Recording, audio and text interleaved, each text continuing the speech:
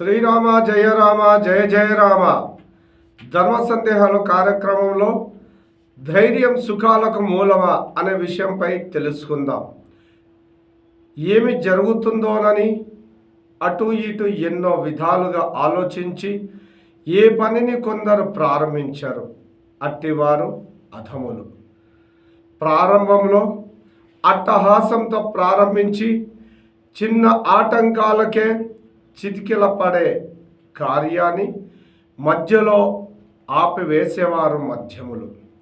ధైర్యాన్ని ప్రధానంగా ఎంచుకొని ముందుకు సాగేవారు ఉత్తముడు. వారే ధైర్యవంతులు.